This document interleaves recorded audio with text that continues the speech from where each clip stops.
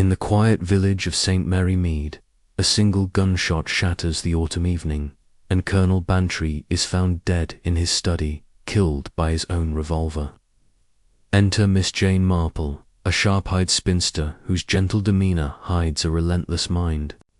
As she unravels the secrets of the Colonel's household, his defiant daughter Sylvia, loyal aide Captain Harrow, secretive housekeeper Mrs. Finch, and charming neighbor Mr. Priceglues, like a scratched window, a muddy ladder, and a damning wartime journal point to a deadly betrayal. In just 30 seconds, dive into a web of loyalty, love, and lies, where one desperate act unravels a killer's carefully laid plan. Will Miss Marple's quiet observation catch the murderer before the truth slips away? Chapter 1. The Silent Shot. The autumn evening draped St. Mary Mead in a soft amber hush, broken only by the distant cawing of rooks settling in the ancient elms. At Rose Cottage, Miss Jane Marple sat by her window, her knitting needles clicking rhythmically as she worked on a pale pink shawl. The fading light cast delicate shadows across her parlor, where lace curtains stirred faintly in the breeze. She was just considering whether to add a scalloped edge when a sharp, unmistakable sound shattered the village's tranquility. A single gunshot, crisp and final, echoing from the direction of Bantry Manor. Miss Marple's needles paused, her pale blue eyes narrowing. In St. Mary Mead, where life flowed as predictably as the seasons, such a sound was an anomaly, a discordant note in the village's quiet symphony. She set her knitting aside, her mind already sifting through possibilities. A hunter, perhaps, straying too close to the manor, or something more sinister. She recalled a long-ago incident in the village, when young Tommy Pierce fired his father's shotgun to impress a girl, only to shatter a window and his own pride. This, she sensed, was different. By morning, the news had spread like wildfire through the village's narrow lanes. Colonel Arthur Bantry, retired from the Indian Army, had been found dead in his study at Bantry Manor, a bullet through his heart. The manor, a Georgian pile with ivy clinging to its weathered stone, stood at the edge of St. Mary Mead, its high walls and Rotteron gates lending it an air of aloof grandeur. Now it buzzed with the measured chaos of police activity. Constables tramped across the gravel drive, and villagers gathered at a discreet distance, whispering behind gloved hands. Miss Marple, summoned by a tearful telephone call from Sylvia. Bantry, the Colonel's daughter, arrived at the manor by mid-morning. She wore her usual black coat and a hat adorned with a single velvet rose, her knitting bag tucked under her arm. Sylvia, a slender figure in a grey dress, met her at the door, her eyes red-rimmed but her voice steady. "Oh, Miss Marple, thank you for coming," she said, clutching a crumpled handkerchief. "It's so dreadful. Father, he's gone." There, my dear," Miss Marple said gently, patting Sylvia's arm. Her tone was soothing, but her gaze was sharp, taking in the manor's oak-panelled hall, the gleam of polished floors, and the faint scent of beeswax. She noted the heavy silence, broken only by the ticking of a grandfather clock and the low voices of policemen. Sylvia led her to the drawing-room, where a fire crackled despite the mild day, and offered tea from a silver pot. Inspector Craddock, a lean man with a courteous manner and a mind Miss Marple respected, joined them shortly. He had worked with her before and knew better than to underestimate the elderly spinster with the deceptively mild demeanor. "A bad business, Miss Marple," he said, accepting a cup. "Colonel Bantry was shot last night, around 8:15 p.m., in his study. The weapon was his own service revolver, found on the floor, wiped clean of prints. No one in the house admits to hearing the shot, which is odd, given the manor's size. Miss Marple sipped her tea, her expression attentive. "The walls are thick, I suppose?"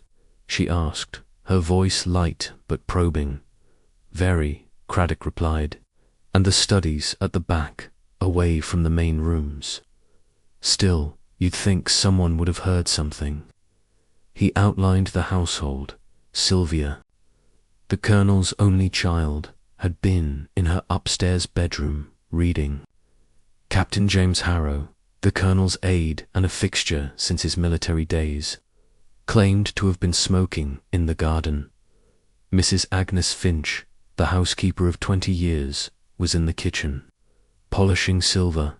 Mr. Leonard Price, a neighbour and frequent visitor, had come for a chess game and was waiting in the drawing-room when the shot was fired. Each had a plausible alibi, yet Craddock's tone betrayed his unease. Miss Marple's eyes drifted to the drawing-room's heavy curtains, the mahogany table, and the chessboard in the corner, its pieces frozen in mid-game. She thought of the Colonel, a stern figure she'd seen at church, his posture rigid as if still on parade. Village gossip painted him as a man of iron discipline, proud of his wartime heroics, but distant, even with Sylvia. There were whispers of a rift with Captain Harrow, though no one knew the details. "A military man," she murmured, "often carries his battles home." Sylvia, hovering nearby, caught the words and flinched. Miss Marple noted the girl's nervous fingers twisting her handkerchief, the way her eyes darted to the door as if expecting interruption. Captain Harrow entered then, a tall man with a soldier's bearing, his face drawn but composed. He nodded stiffly to Miss Marple, his hands clasped behind his back. Mrs. Finch followed, carrying a tray of scones, her lips pressed into a thin line. Mr. Price, a florid man with a Tourette smile, bustled in last, offering cheerful condolences. That rang hollow as they sat. Miss Marple's quiet presence seemed to fade into the background, yet she missed nothing. Harrow's polished boots gleamed, but his cuff bore a faint smudge of ash. Mrs. Finch's apron was crisp, yet her hands trembled slightly as she poured tea. Price's joviality felt forced, his eyes flicking to Sylvia with an intensity that belied his casual chatter. Sylvia herself seemed on the verge of tears, yet there was a defiance in her posture, as if guarding a secret. People, Miss Marple thought, her needles clicking softly as she resumed her knitting, are so very much themselves, even in tragedy. She recalled a St. Mary Mead widow who smiled through her husband's funeral, only to be found hiding stolen jewels. The manor's inhabitants, she sensed, were playing their parts, but one had stepped too far from the script. As Craddock excused himself to inspect the study, Miss Marple settled back, her mind already weaving the threads of motive and opportunity. The silent shot, she knew, would soon find its voice. Chapter 2. The Colonel's Shadow. The morning after Colonel Bantry's death. Bantry Manor seemed to hold its breath, as if the very walls mourned their master. The air carried the chill of late autumn, and the scent of wood smoke mingled with the faint tinge of polish that lingered in the manor's grand rooms. Miss Jane Marple, seated in the drawing-room with her knitting bag at her side, observed the household through the soft clink of teacups and the murmur of subdued voices. The fire crackled in the grate, casting flickering shadows across the heavy velvet curtains, but it did little to warm the atmosphere of suspicion that hung over the room. Inspector Craddock had returned from his initial survey of the study, his notebook tucked under his arm and his expression one of measured frustration. He was a man of method, Miss Marple knew, but even his thoroughness seemed tested by the paucity of clues. The Colonel's death, he explained to the assembled household, was no accident. The bullet, fired at close range, had come from the Colonel's own service revolver, a Webley Mk6, its grip wiped clean and left on the study's Persian rug. The shot, timed at approximately 8:15 p.m. by the village doctor's estimate, had gone unheard of, so the household claimed thanks to the manor's thick stone walls and the study's isolation at the rear of the house. Miss Marple, her hands folded over her knitting, listened as Craddock outlined the scene. The study was a fortress of order, a mahogany desk, its surface bare save for a blotter and a single pen, a glass-fronted cabinet displaying medals from campaigns in India and the Boer War, a bookshelf lined with military histories, and a high-backed leather chair where the Colonel had met his end. The window, overlooking the garden, was locked from the inside, and the door showed no signs of forced entry. A puzzle, Craddock said, rubbing his chin. No fingerprints, no witnesses, and no one admits to being near the study.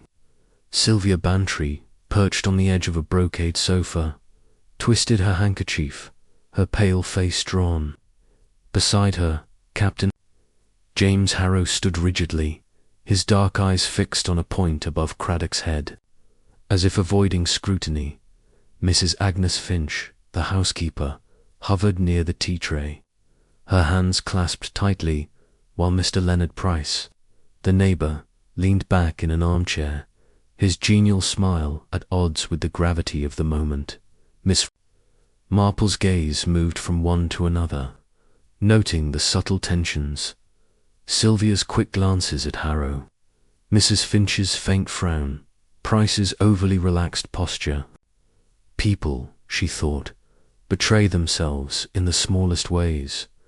Craddock turned to the group. "Let's go over your movements again.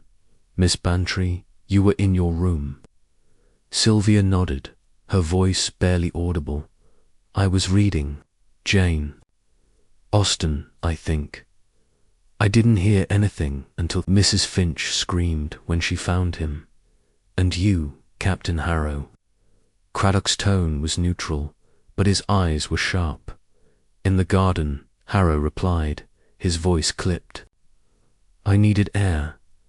I was smoking by the yew hedge near the shed. I came in when I heard the commotion."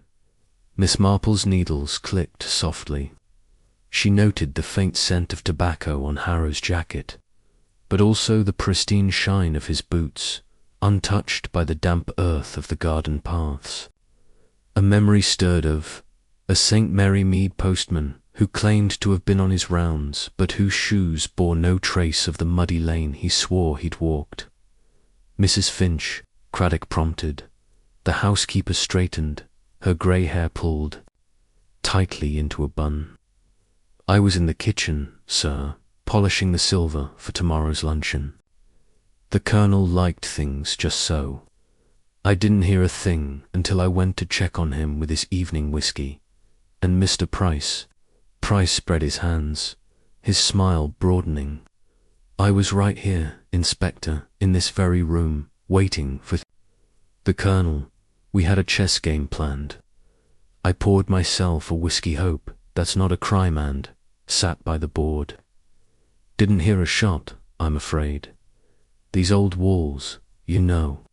Miss Marple's eyes lingered on the chessboard in the corner, its pieces arranged in a half-finished game. She made a mental note to examine it later. Something about Price's easy manner reminded her of a village grocer who'd once talked his way out of a theft, only to be caught by a misplaced receipt. Craddock excused himself to confer with his sergeant, leaving Miss Marple with the household. She accepted a second cup of tea from Mrs. Finch, her gentle smile disarming the housekeeper's reserve. "Such a shock for you, Mrs. Finch," she said softly. "You must have known the Colonel better than most, keeping his house all these years." Mrs. Finch's lips tightened. "He was particular, ma'am. Liked his routines. Breakfast at 8, study locked by 9, no visitors after supper unless invited. A good man, but hard, hard. Miss Marple's tone was curious, inviting confidence. He didn't suffer fools, Mrs. Finch said, then hesitated. He could be sharp with Miss Sylvia, and with Captain Harrow, too, of late. Not that it's my place to say, Miss Marple nodded, her expression sympathetic. She recalled a St. Mary Mead cook who'd dropped similar hints about her employer's quarrels, unwittingly pointing to a motive for arson and Mr. Price. She asked lightly, "He visited often?" "Too often, if you ask me," Mrs. Finch muttered, then caught herself. "He and the Colonel played chess most evenings. Mr. Price is sociable, but the Colonel wasn't one for idle talk." As Mrs. Finch busied herself with the tray, Miss Marple turned her attention to Sylvia, who sat staring at the fire. "My dear," she said, moving to sit beside her, "this must be dreadful for you. Your father was a strong man, I understand." Sylvia's eyes welled up. "He was, Miss Marple, so proud, so unyielding. We didn't always see eye to eye, but I loved him."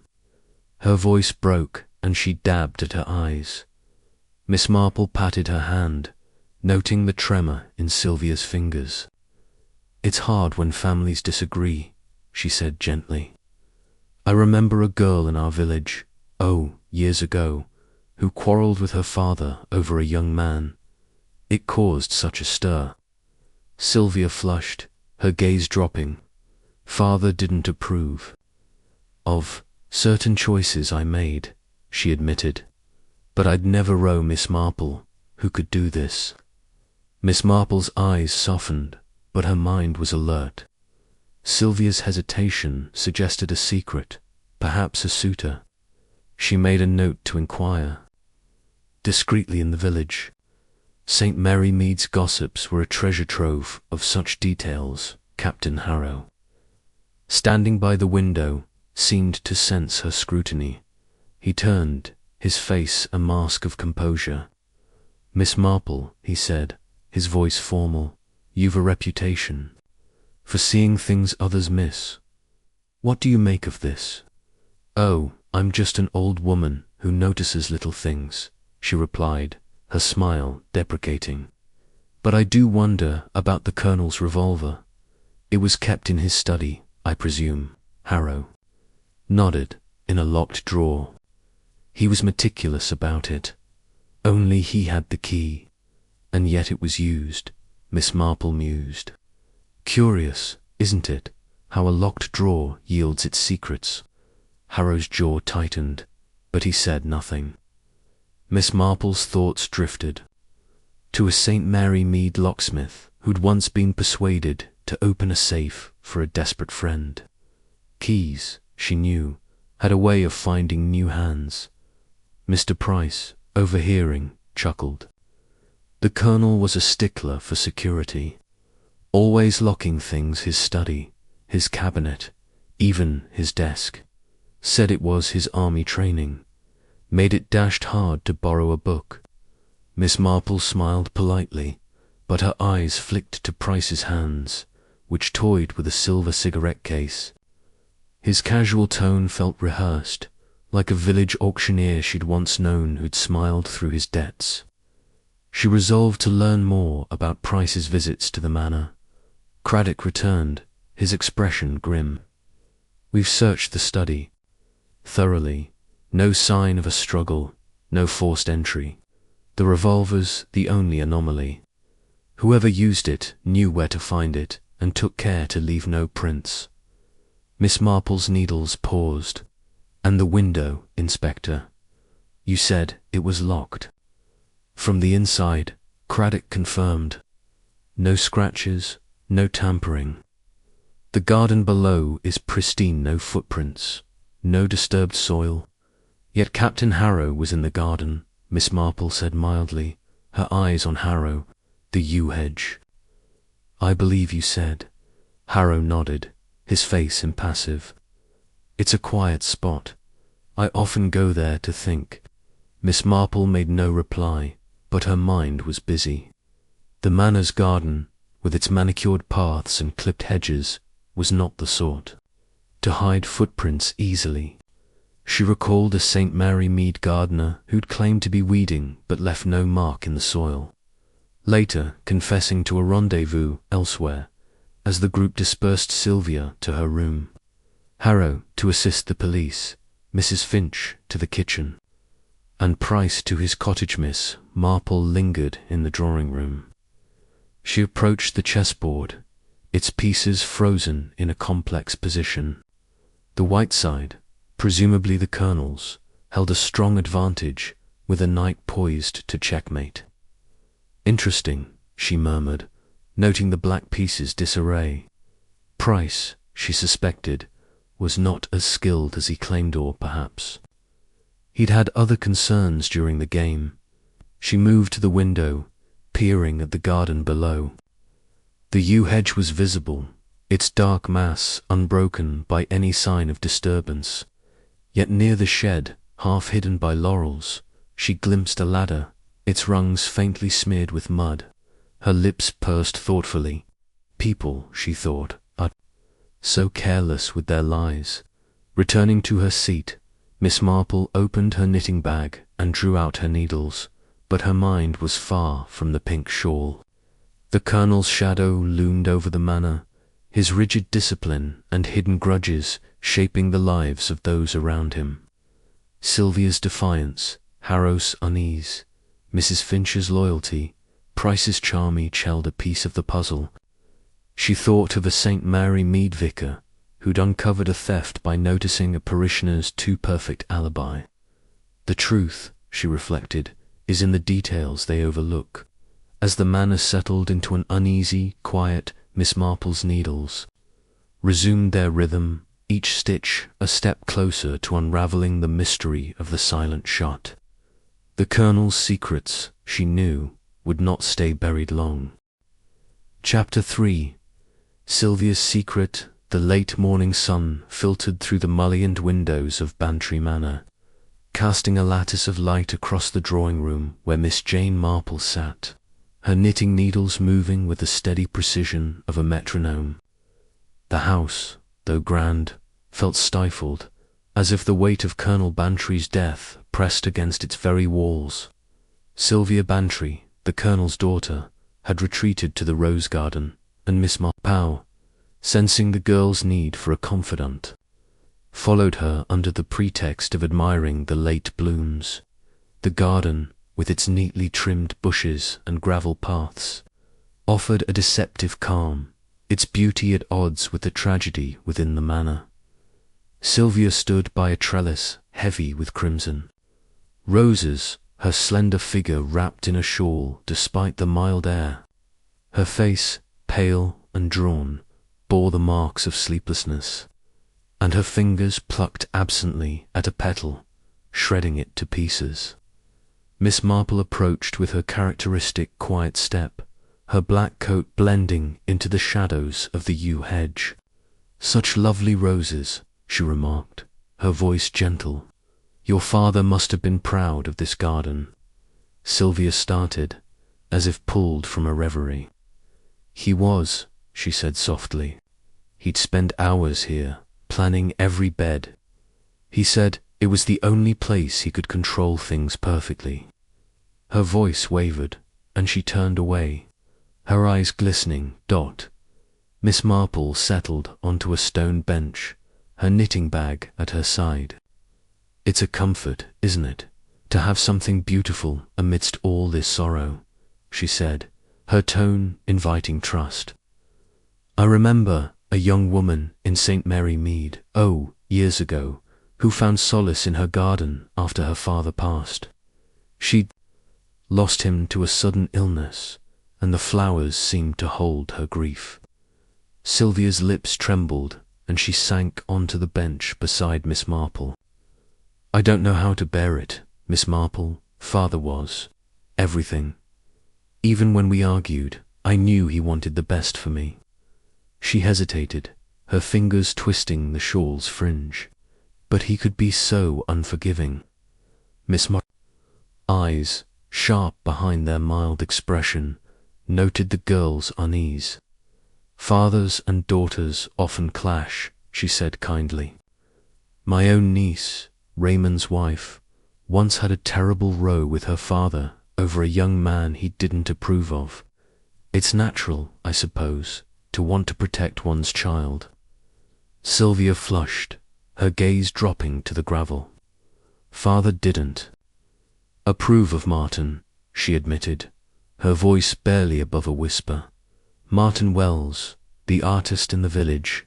He's kind and talented, but father called him a dreamer, said he'd never amount to anything. He forbade me to see him." Miss Marple nodded, her needles clicking softly. She recalled a St. Mary Mead seamstress, Clara, who'd defied her father for a poet, only to hide her meetings behind a web of small lies. "And did you obey your father?" she asked, her tone light but probing. Sylvia's eyes darted to the manor as if fearing eavesdroppers. "I tried," she said, "but I love Martin. We'd meet in secret, by the old mill. Father found out last week. He was furious, said he'd cut me out of his will if I didn't end it." Her voice broke, and she buried her face in her hands. Miss Marple patted her shoulder, her mind racing. Sylvia's secret gave her a motive, however unlikely.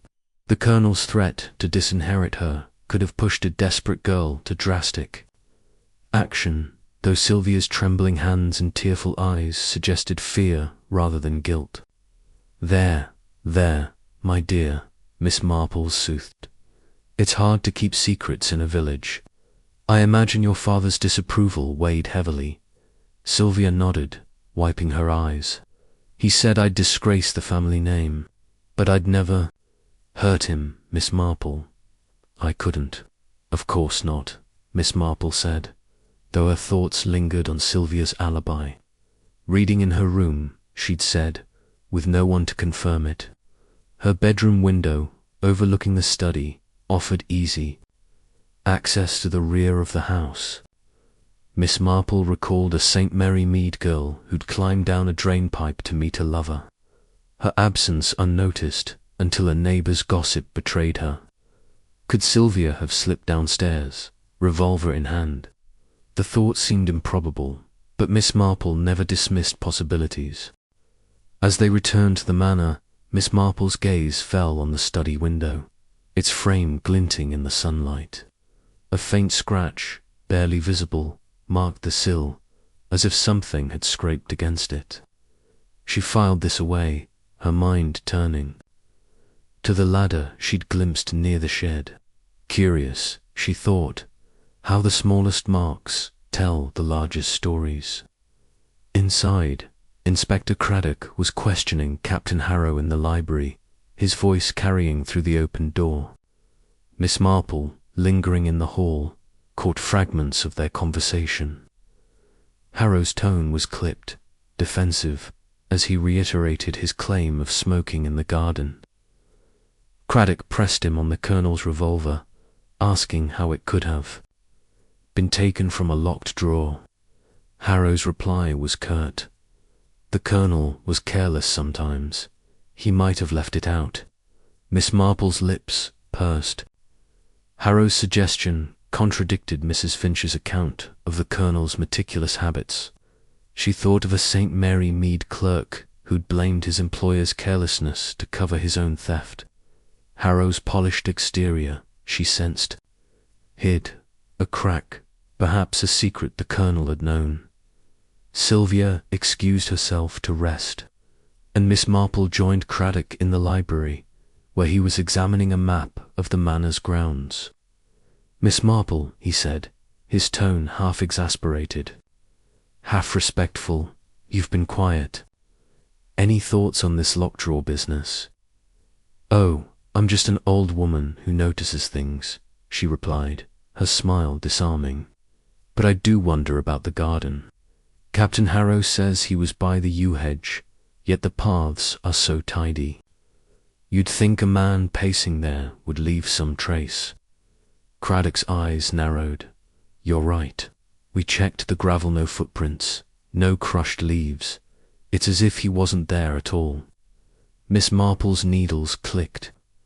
People often say they were where they weren't, she said mildly. In St. Mary Mead, we had a boy who swore he was fishing when he was really poaching. The riverbank gave him away, no mud on his boots. Craddock chuckled. You've a sharp eye, Miss Marple. I'll have my men look again at the garden. And that ladder by the shed, odd place for it, don't you think? Very odd, Miss Marple agreed, her mind on the scratched window. She didn't mention it yet. Craddock, she knew, would find it in time, and she preferred to let the pieces fall together naturally. As Craddock left to instruct his sergeant, Miss Marple wandered to the study, where a constable stood guard. The room was as Craddock described, orderly, almost austere, with the colonel's presence still palpable in the polished medals and the faint scent of cigar smoke. The revolver, now in police custody, had left an empty space on the rug, and the locked drawer of the desk bore no signs of tampering. Miss Marple's eyes lingered on the window, the scratch more visible in the slanting light. She stepped closer, noting a faint smudge on the glass, as if a cloth had brushed against it. Someone was careful, she murmured, thinking of a St. Mary Mead maid who'd wiped a window to hide her lover's late-night visits. The smudge, coupled with the ladder, suggested an entry or an exit carefully concealed. But by whom? Sylvia, with her secret lover, Harrow, with his uneasy manner, or another whose motive lay hidden? Returning to the drawing room, Miss Marple found Mrs. Finch setting out a tray of sandwiches. The housekeeper's movements were brisk, but her eyes darted to the door as if expecting interruption. You must be exhausted, Mrs. Finch, Miss Marple said, settling into a chair. Such a large house to manage, and now this tragedy. Mrs. Finch nodded, her face tight. It's a trial, ma'am. The colonel was particular, but he was good to me. I don't know what Miss Sylvia will do now. She's fortunate too. Have you? Miss Marple said, her tone warm. And Captain Harrow too. He seems devoted to the colonel. Mrs. Finch's hands paused on the tray. He was, ma'am. But the colonel could be hard on him. They had words recently about what? I couldn't say. Miss Marple's needles stilled. Words. She prompted gently. Nothing I should repeat, Mrs. Finch said quickly. Just men's tempers, you know. Miss Marple smiled, but her mind was alert. Mrs. Finch's hesitation mirrored that of a St. Mary Mead baker who'd overheard a quarrel but feared to speak. The housekeeper, she sensed, knew more than she let on, perhaps about Harrow, perhaps about Sylvia. As the day wore on, Miss Marple's thoughts returned to Sylvia's confession. Martin Wells, the artist, was a name to pursue. The village gossips, she knew, would have much to say about a young man who'd caught the colonel's ire. She resolved to visit the post office, where Mrs. Muggleworth, the postmistress, dispensed news as freely as stamps. Sylvia's secret, she felt, was but one thread in the tapestry of the colonel's death. And the scratched window, the ladder, and Harrow's pristine boots were others. People, she thought, weave such tangled webs, but they always leave a loose end. With her knitting tucked away, Miss Marple stepped into the hall, her eyes lingering on the manor's heavy doors and silent corridors. The colonel's. Shadows stretched long, but Miss Marple knew that shadows, like secrets, could not hide forever in the light of careful observation. Chapter 4. The AIDS Burden. The afternoon light slanted through the tall windows of Bantry Manor, painting the library in shades of gold and shadow. Miss Jane Marple sat in a high-backed chair, her knitting a soft blur of pink wool in her lap, though her attention was fixed on Captain James Harrow, who stood by a bookcase, his posture as rigid as a sentinel's. The library, with its leather-bound volumes and faint scent of old paper, seemed an extension of Colonel Bantry's disciplined world, yet the air crackled with unease. Inspector Craddock had called Harrow in for another round of questions, and Miss Marple, invited to remain as an observer, watched with her characteristic blend of quiet curiosity and razor-sharp perception. Harrow, a lean man of 40, with a soldier's bearing, had the weathered look of one who'd seen battle, his dark hair flecked with grey at the temples. His eyes, however, held a flicker of something less certain, wariness perhaps, or fear. Craddock, standing by the fireplace, flipped through his notebook with deliberate calm. "Captain Harrow," he began, "you've told us you were in the garden at 8:15 p.m., smoking by the yew hedge. Yet we found no trace of your presence there, no cigarette stubs, no footprints on the gravel. Can you explain that?" Harrow's jaw tightened, but his voice remained steady. "It was a clear night, Inspector. I smoked one cigarette, flicked the ash into the hedge, and tossed the stub into the grass. As for footprints, I kept to the path. The gravel's hard-packed. It doesn't hold marks easily." Miss Marple's needles clicked softly, her eyes on Harrow's polished boots, which gleamed as if freshly shined. She recalled a St. Mary Mead groundskeeper who'd claimed to be tending roses but whose shoes bore no trace of soil, later admitting he'd been at the pub. "The garden is quite tidy," she remarked mildly, as if commenting on the weather. "One would think a cigarette stub might stand out." Harrow's gaze flicked to her, a flash of irritation crossing his face before he masked it. "I'm careful, Miss Marple. The Colonel didn't tolerate slovenliness." Craddock nodded, though his eyes were skeptical. "Let's talk about the revolver. The Colonel kept it in a locked drawer, yet it was found on the study floor, wiped clean. You were his aide for years. Did he ever leave it unsecured?" "Never," Harrow said firmly. "He treated that Webley like a relic. Kept the key on his watch chain. If it was out, someone took it." Miss Marple's needles paused. Harrow's certainty about the Colonel's habits was convincing, yet his quick dismissal of carelessness felt rehearsed. She thought of a Mary Mead clerk who'd sworn his employer's safe was always locked, only to be caught pilfering from it. "And you, Captain," she said gently, "you were close to the Colonel. Did he ever share his concerns? Perhaps about someone in the household?" Harrow hesitated, his fingers brushing the cuff of his jacket, where Miss Marple noted a faint smudge of ash. "He was a private man," he said at last. "He didn't confide in me about personal matters. Our work was professional." Craddock raised an eyebrow. "Yet there were rumours of a disagreement between you." Mrs. Finch mentioned words exchanged. "Recently? Care to elaborate?" Harrow's face hardened. Mrs. Finch should mind her own business. It was nothing a minor matter about investments. The Colonel wanted my opinion on a venture. I advised against it. He didn't take kindly to being contradicted. Miss Marple's eyes sharpened behind her mild smile. Investments, she thought, were a convenient excuse, vague enough to deflect scrutiny. She recalled a St. Mary Mead solicitor who'd used a similar story to cover a deeper grudge. "The Colonel must have valued your loyalty," she said, her tone disarming. "To keep you on after so many years." Harrow's shoulders stiffened. "I served him faithfully," he said, his voice low. "From the Punjab to this quiet village, he knew that." Craddock closed his notebook with a snap. "Thank you, Captain. We'll speak again.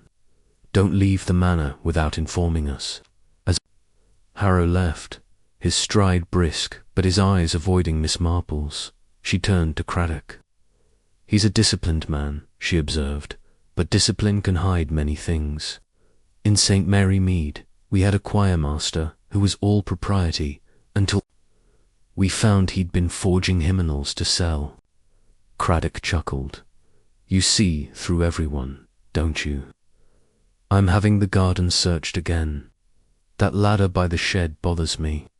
It's out of place, and there's mud on the rungs, fresh enough to suggest recent use. Miss Marple nodded, her mind on the scratched window she'd seen from the rose garden, and the study window, Inspector. Any marks? We're checking, Craddock said.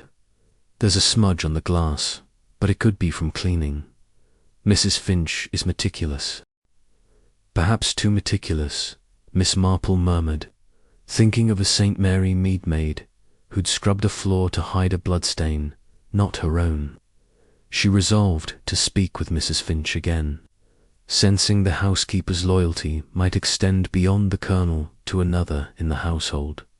Leaving the library, Miss Marple wandered to the hall, where a portrait of Colonel Bantry in full regalia hung above the staircase. His stern gaze seemed to follow her, a reminder of the iron will that had shaped the manor's routines. She thought of Sylvia's confession about Martin Wells, the artist her father despised, and wondered if Harrow, too, had clashed with the Colonel over something more personal than investments. The aide's role, she knew, placed him close to the Colonel's secrets that might have driven a desperate act. Outside, the garden lay serene under the afternoon sun, its paths raked to perfection. Miss Marple approached the yew hedge, where Harrow claimed to have been, her eyes scanning the ground. The gravel was indeed hard-packed, but a small patch of grass nearby showed a faint indentation, as if something had been pressed into it.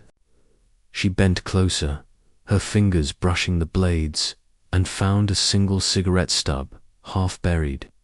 Careful, but not careful enough, she thought, slipping it into her handkerchief for Craddock. As she straightened, she caught sight of Mrs. Finch crossing the lawn, her apron flapping as she carried a basket of linens. The housekeeper's face was set, but her eyes darted to the shed, where the ladder still leaned. Miss Marple made her way over, her step slow and deliberate. Mrs. Finch, she called, her voice warm, you must be run off your feet with all this commotion. Mrs. Finch paused, her basket shifting in her arms. It's a trial, ma'am, she said, her tone guarded. The police tramping everywhere, and poor Miss Sylvia in such a state. You've been a rock for her. Miss Marple said, her eyes on the ladder. This shed, does it see much use? That ladder looks out of place. Mrs. Finch's hands tightened on the basket. The gardener uses it for the apple trees, she said quickly. Must have left it out. Miss Marple smiled, but her mind was alert. The ladder's mud was fresh, and the gardener, she'd learnt from village gossip, was away visiting family. She thought of a St. Mary Mead carpenter who'd left tools scattered to cover a late-night theft. It's curious, she said lightly, how things turn up where they shouldn't. Mrs. Finch's lips pressed into a thin line, and she excused herself, hurrying back to the manor. Miss Marple lingered, her gaze returning to the study window above. The scratch on the sill was faint but unmistakable, and the smudge on the glass suggested a hasty attempt to erase evidence. Someone, she thought, wanted to be seen in one place while acting in another. Returning to the manor, Miss Marple found Sylvia in the drawing-room, staring at the chessboard. The girl's face was pale, but her eyes held a spark of defiance. Miss Marple, she said, do you think Father's death was personal? Someone he knew? It often is, my dear, Miss Marple replied, settling beside her. In St. Mary Mead, we had a farmer killed over a grudge no one suspected. The truth lies in what people hide. Sylvia's fingers traced the edge of a chess piece, a black pawn. Father hid so much, she whispered. He never spoke of his time in India, not really. Only Captain Harrow knew those stories. Miss Marple's needles resumed their rhythm, her mind on Harrow's guarded manner. The aide's loyalty, she sensed, was a double-edged sword, sharpened by years of service and perhaps resentment.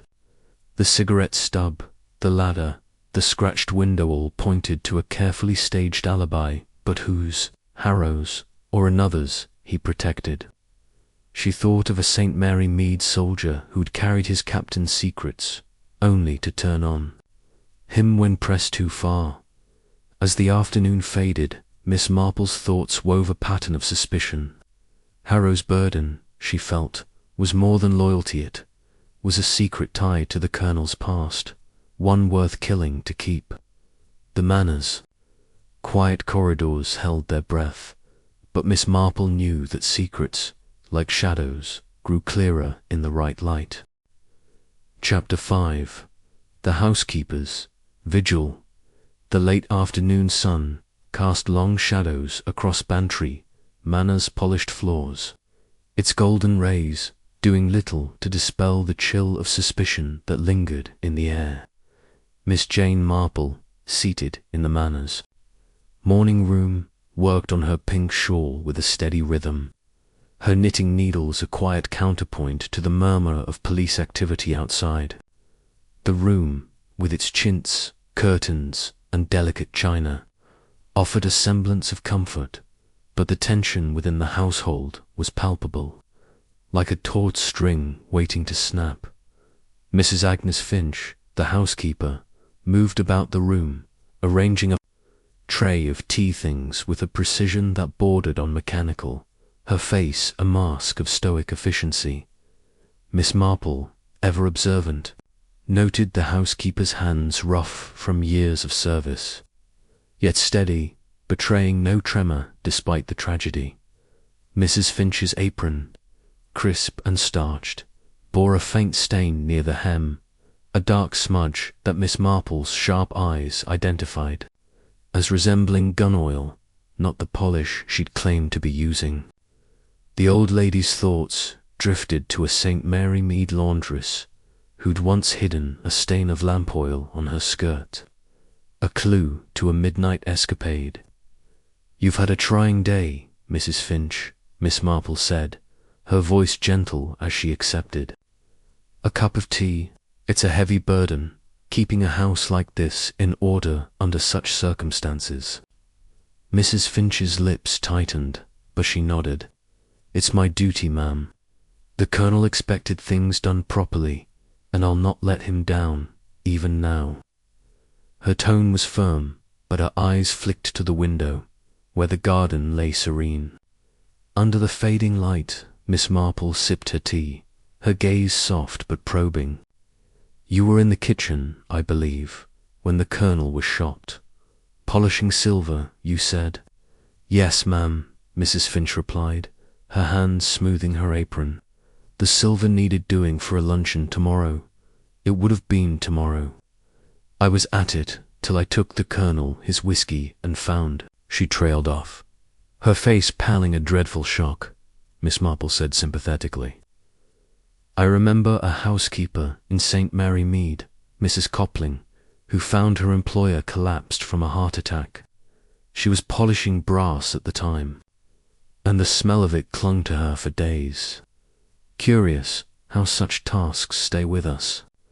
Mrs. Finch's fingers paused on the teapot, and Miss Marple noted a slight flush on her cheeks.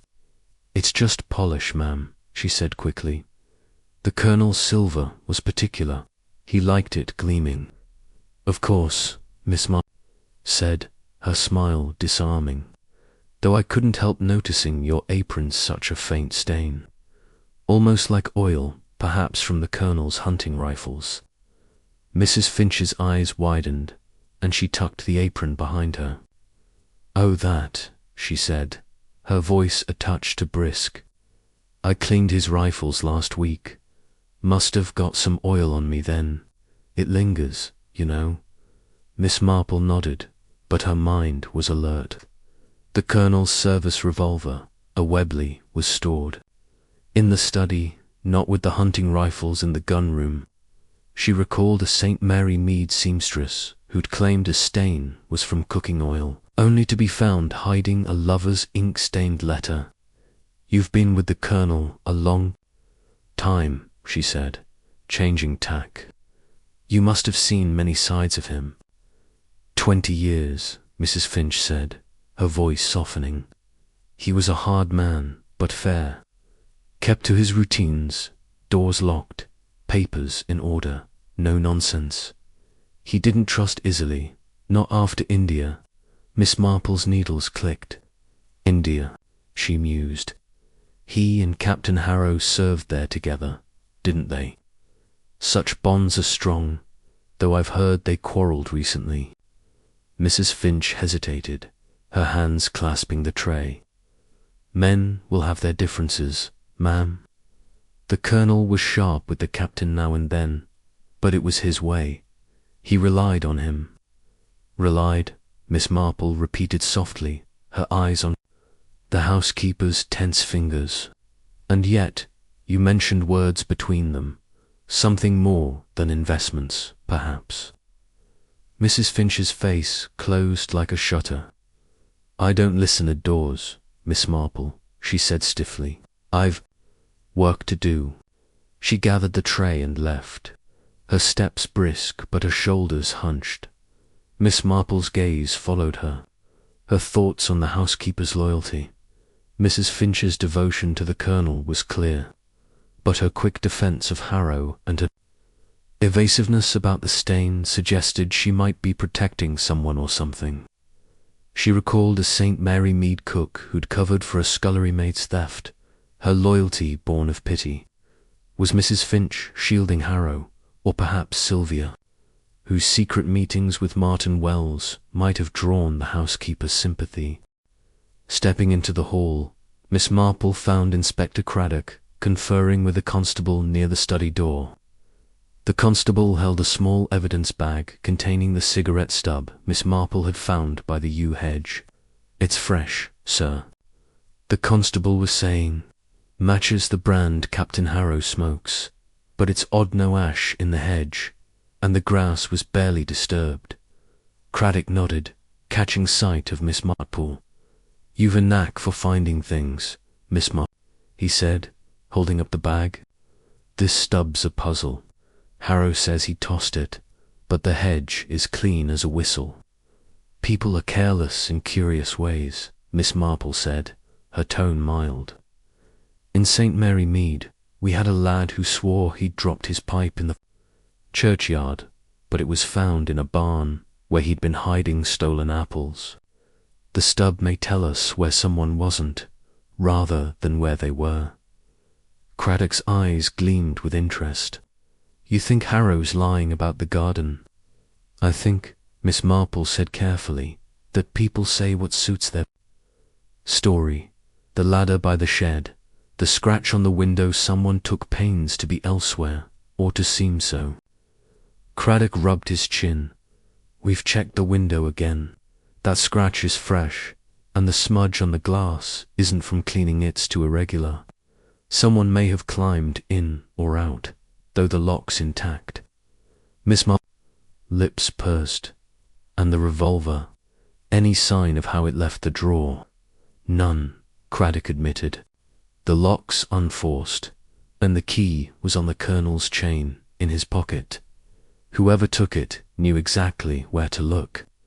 Miss Marple's thoughts turned to Mrs. Finch's access to the study, her knowledge of the Colonel's habits. The housekeeper's claim of polishing silver felt flimsy, especially with the gun oil stain. She recalled a St. Mary Mead butler who'd known his master's safe combination, using it to settle a debt. "Mrs. Finch is very thorough," she said. "She must know every corner of this house." "She does," Craddock said. "She's given us a list of the Colonel's routines: locked doors, set hours, even the whiskey he drank. But she's cagey about Harrow. Says he was loyal, but clams up when I press her. Miss Marple nodded, her mind on the housekeeper's fleeting glance at the shed. Loyalty, she said, can be a heavy burden.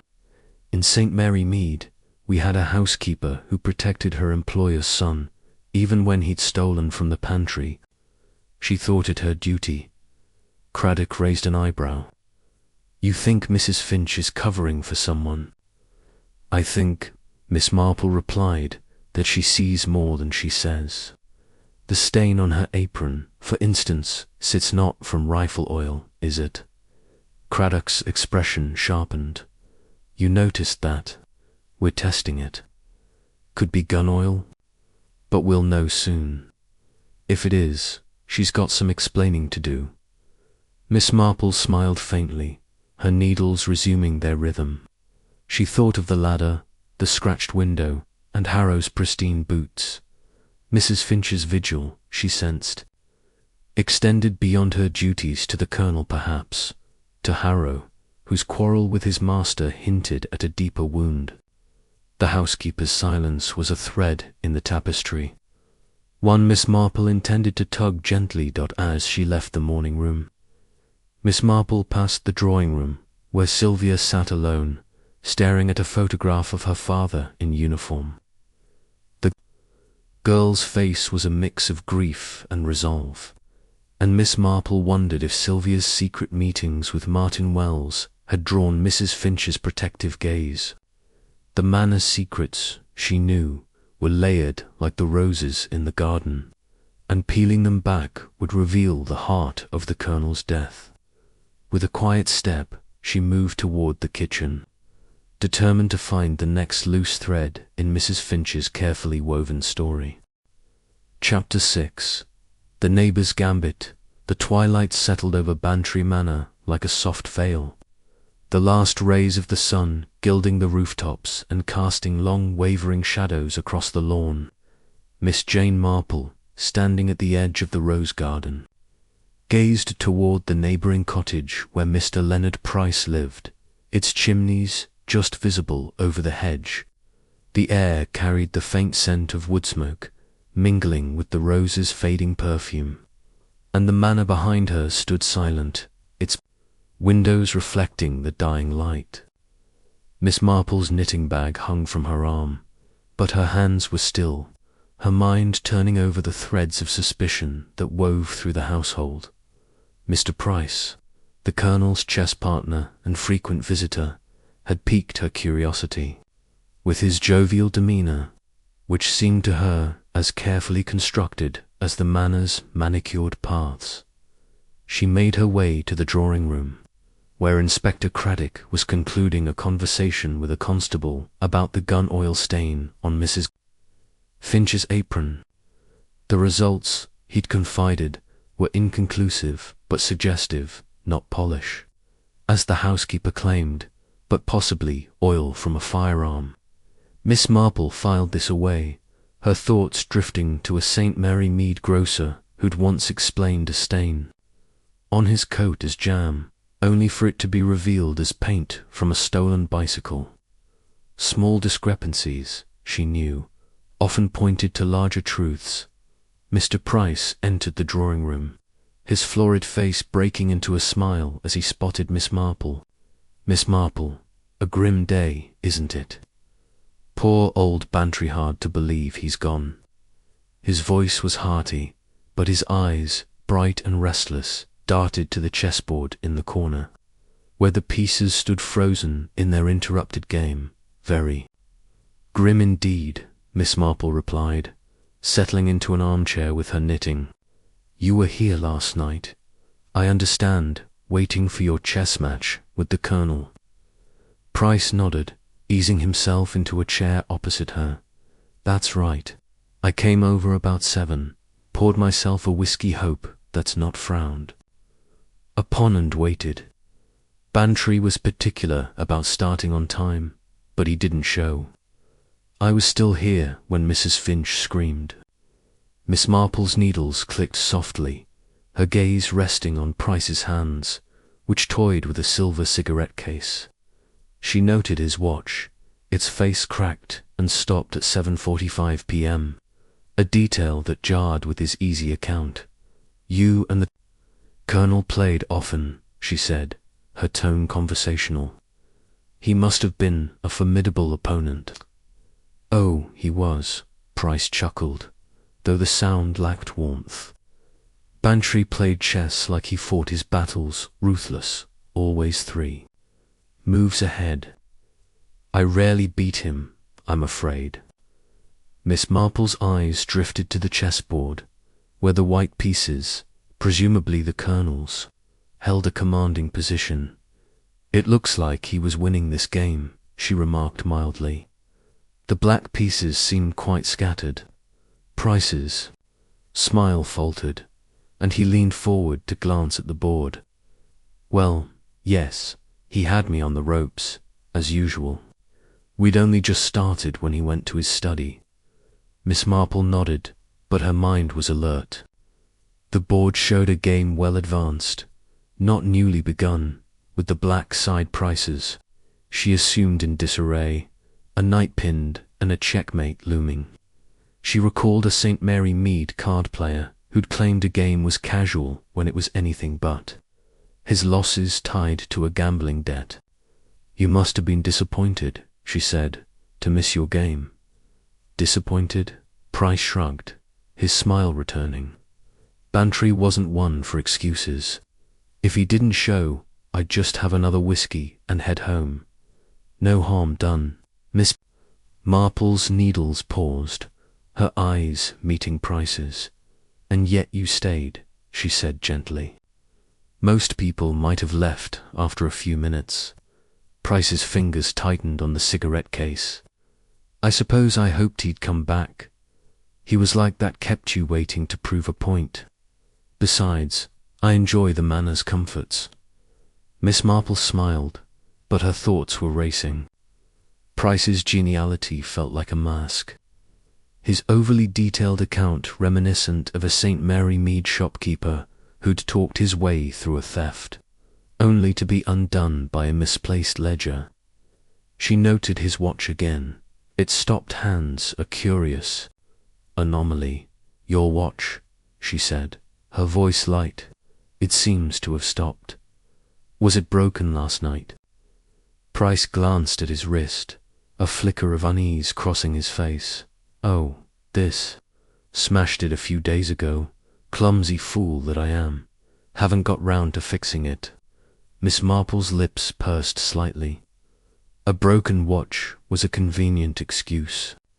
But its timing, 7:45 p.m., just before the shot suggested more than clumsiness. She thought of a St. Mary Mead tailor who'd claimed his clock stopped to cover a late-night rendezvous.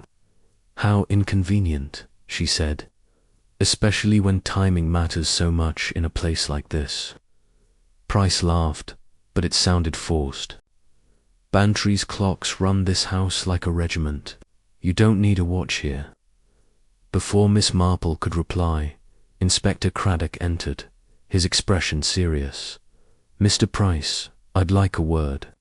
We've found something in the study. A note in the Colonel's desk, mentioning a loan to you. Care to explain? Price's smile faded, his fingers drumming on the cigarette case. A loan, oh, just a small thing between friends. Bantry helped me out a few months ago. Business troubles, you know. I was paying it back. Craddock's eyes narrowed. The note suggests he was pressing you for repayment. Said you'd missed several deadlines. Price shifted in his chair, his joviality thinning. He could be impatient, but we were sorting it out. No bad blood, Inspector. Miss Marple's needles resumed their rhythm, her mind on the note. A debt, however small, could fester, especially with a man like the Colonel, whose rigidity left little room for leniency. She recalled a St. Mary Mead farmer who'd killed over a disputed loan, his cheerful facade hiding a boiling resentment. Price's easy manner, she sensed, concealed a similar tension. Craddock pressed further. You were in the drawing room. You say, from 7 until Mrs. Finch found the body. Alone the whole time. Quite alone, Price said, his voice firm. Just me and the whiskey, waiting for Bantry, and you heard nothing? Craddock asked. No shot, no voices, nothing. Price said, these walls are thick as a fortress. You'd need a cannon to make a sound carry. Miss Marple's gaze drifted to the chessboard again, its pieces a silent testament to an unfinished game. Price's account felt too polished, his stopped watch too convenient. She thought of the ladder by the shed, the scratched window, and the cigarette stub near the yew hedge. Price's presence in the drawing room placed him close to the study, yet his story left no room for movement. People, she thought, build such careful alibis, but they always forget something. As Craddock excused Price to speak with his sergeant, Miss Marple rose, her knitting tucked away. She stepped to the chessboard, her fingers brushing. The black knight, pinned by the white queen. A losing position, she murmured, but not without a move or two left. She wondered if Price's gambit was to deflect suspicion. His debt to the colonel, a motive he couldn't quite hide. Outside, she glimpsed Sylvia crossing the lawn, her shawl trailing as she headed toward the village. Miss Marple's thoughts turned to Martin Wells, the artist Sylvia loved, and the colonel's threat to disinherit her. Price, with his financial troubles, might have seen the colonel's death as a way to erase his debt. But Sylvia's secret hand, Harrow's strained loyalty, added layers to the puzzle. Mrs. Finch's gun oil stain lingered in her mind, a thread, connecting the housekeeper to the revolver.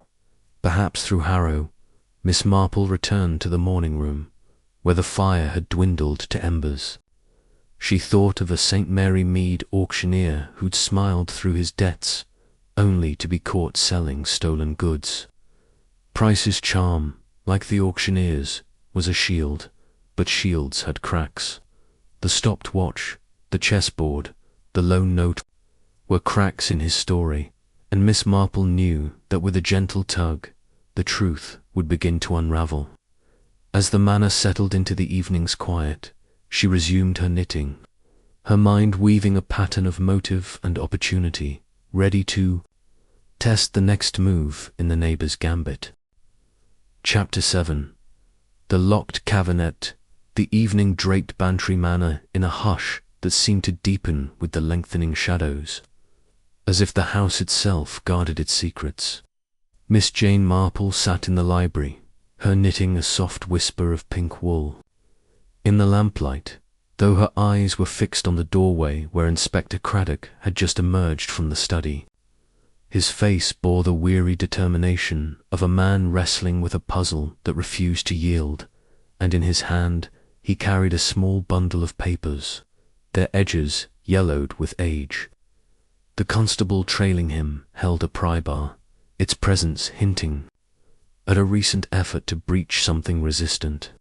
Miss Marple's needle slowed, her mind alert to the significance of this development. Miss Marple, Craddock said, settling into a chair opposite her. We've opened the colonel's locked cabinet in the study. Took some doing. The lock was sturdy, but it's given us something to chew on. He spread the papers on the table, revealing a collection of wartime letters, a leather-bound journal, and a faded photograph of a young man in uniform, his face unmistakably that of Captain James Harrow. Though softened by youth and a tentative smile, Miss Marple leaned forward, her gaze sharp behind her mild expression. A treasure trove, Inspector, she said softly. The colonel was a man who kept his past close, I imagine. Very close, Craddock agreed, flipping open the journal. Most of this is routine campaign notes, troop movements in India, supply lists. But there's a section from 1915, during the Mesopotamia campaign, that's suggestive. references to a betrayal and a coward's flight. No names, but the dates match Harrow's service with Bantry. Miss Marple's needles paused, her thoughts on Harrow's guarded demeanor and pristine boots, which had betrayed no trace of the garden he claimed to have been in. She recalled a St. Mary Mead schoolmaster who'd kept a diary hinting at a colleague's indiscretion, using it to ensure silence. A secret like that, she said, could weigh heavily on a man like Captain Harrow. Loyalty is a chain, sometimes. Craddock nodded, his finger tracing a line in the journal. Here, Bantry writes, he thought I wouldn't know, but the truth always surfaces. I'll hold it over him till he breaks. Sounds like blackmail, or something close to it. Miss Marple's eyes drifted to the photograph, where Harrow's youthful face held a trace of vulnerability. And the letters? She asked, her tone light but probing. Mostly from officers, commending Bantry's leadership, Craddock said. But one, unsigned, mentions a retreat under fire, hinting at someone abandoning their post. It's vague, but it aligns with the journal. If Harrow was involved, Bantry had a hold over him for years. Miss Marple's lips pursed. A secret from the war, buried but not forgotten, could explain Harrow's strained loyalty and the rumoured rift with the colonel.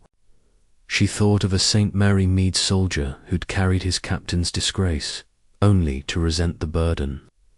The cabinet was locked tightly, you say? She asked. Like a vault, Craddock replied. Took 2 of us to pry it open. Bantry kept the key on him, same as the revolver's drawer. Whoever shot him didn't touch the cabinet too much noise, maybe, or they didn't know what was inside. Miss Marple's gaze returned to the study door, her mind on the scratched window, and the ladder by the shed. The locked cabinet, like the revolver's drawer, pointed to someone with intimate knowledge of the colonel's habits. The window, Inspector, she said. Any further findings? Craddock's expression darkened. The scratch is fresh, no doubt. We found a trace of paint on the sill matches, the ladder's rungs. Someone climbed up or down, but the lock's intact, so they must have had a way to secure it from inside. Miss Marple nodded, her thoughts on Mrs. Finch's gun oil stain and Harrow's cigarette stub. Found not in the hedge, but in the grass.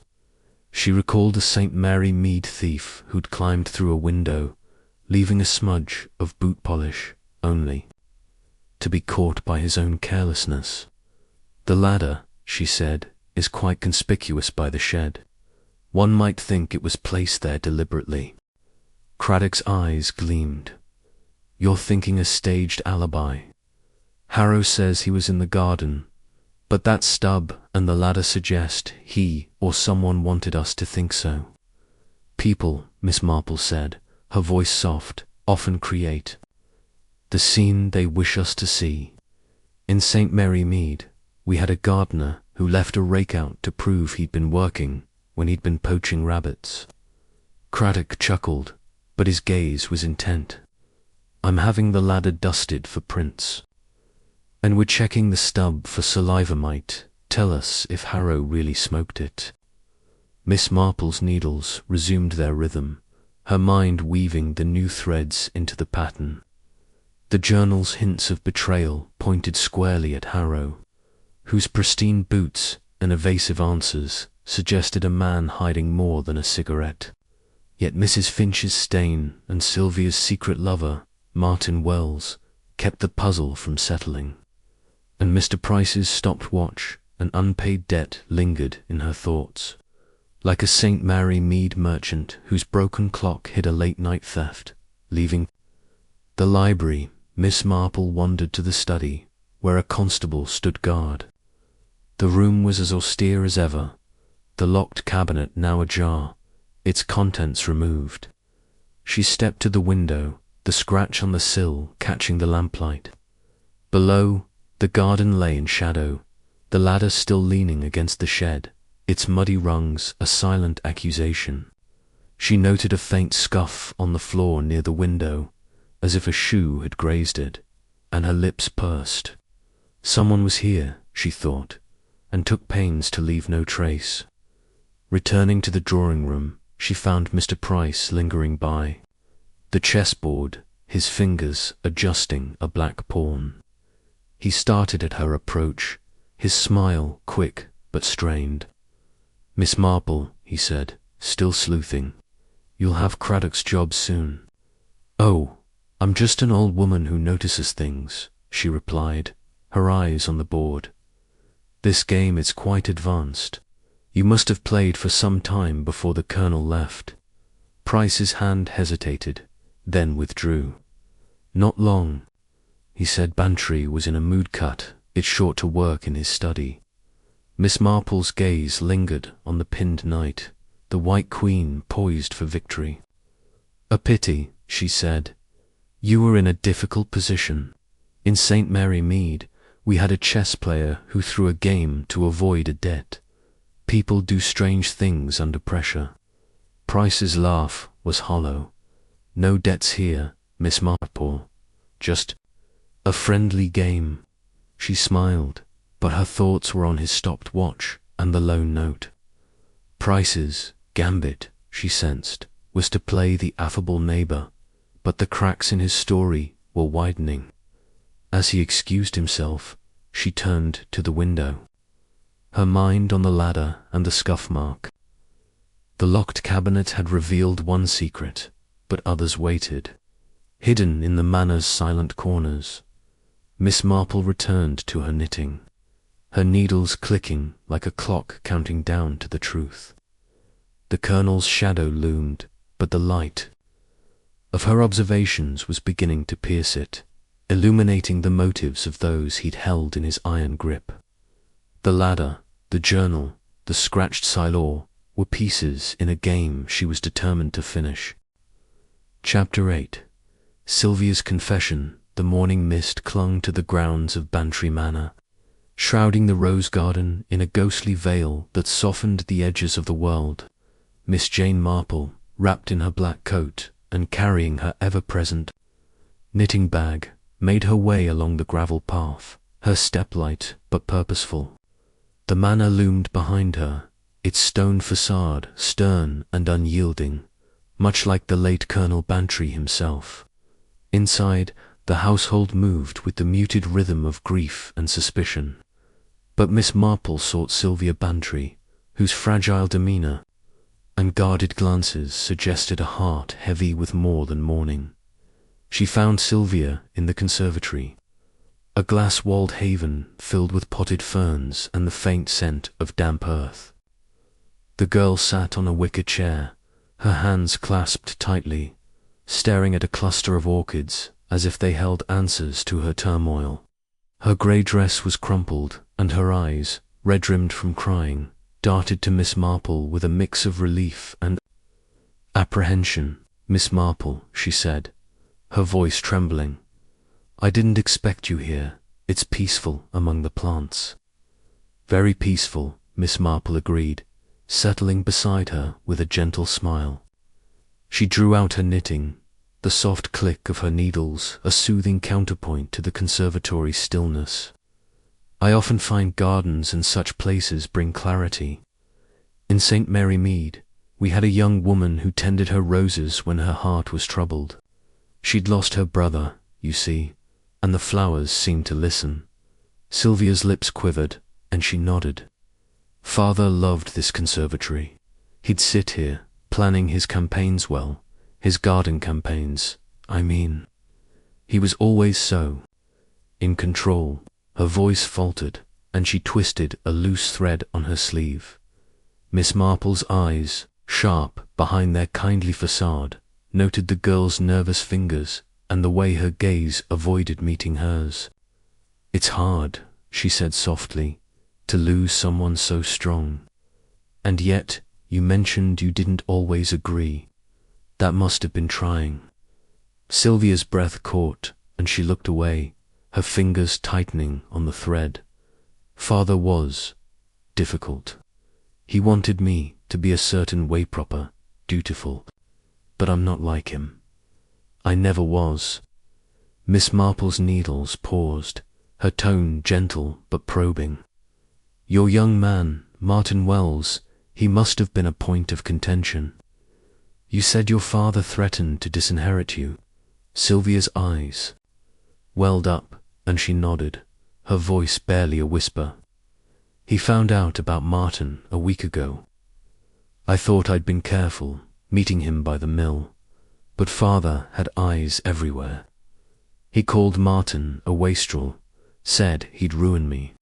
He said if I didn't break it off, I'd get nothing, not a penny. Miss Marple patted her hand, her mind racing. Sylvia's love for Martin, coupled with the Colonel's threat, painted a motive as clear as day, yet the girl's trembling suggested fear, not guilt.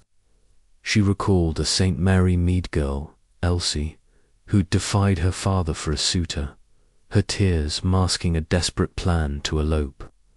Love makes us brave, Miss Marple said, but it can also make us afraid. Did you ever think of defying him openly? Sylvia shook her head, tears spilling. I couldn't. Father was immovable. But I heard something, Miss Marple. I shouldn't say, but I must. She leaned closer, her voice dropping. A few days ago, I overheard Father and Captain Harrow arguing in the study. It was late, and I was passing by. Father was shouting something about a secret, something from the war. He said he'd expose Harrow, ruin him. Miss Marple's needles stilled, her eyes narrowing. Expose him, she prompted gently. Sylvia nodded, wiping her eyes. Father said, you thought I'd forget, but I never forget, a coward. I didn't hear it all Harrow was pleading. I think, but it was awful. I slipped away before they saw me. I didn't think Harrow would kill him, but now. Her voice broke, and she buried her face in her hands. Miss Marple's mind turned to the journal from the locked cabinet, its cryptic references to betrayal and cowardice aligning with Sylvia's account. Harrow's pristine boots, the cigarette stub, the ladder by the schedule pointed to a man crafting a careful alibi. Yet Sylvia's confession, raw and unguarded, suggested she was protecting no one but her own heart. My dear, Miss Marple said, you've carried this alone, but telling the truth, even when it hurts, is the only way. Sylvia looked up, her face pale but resolute. I didn't want to believe it of Harrow. He's always been kind to me, loyal to Father.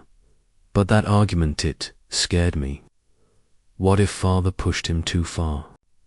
Miss Marple nodded, her thoughts on a St. Mary Mead curate who'd overheard a quarrel and kept silent, fearing to accuse a friend. People can be pushed, she said, but they also push back in their own way. In St. Mary Mead, we had a young man who bore his employer's taunts until he stole to escape them.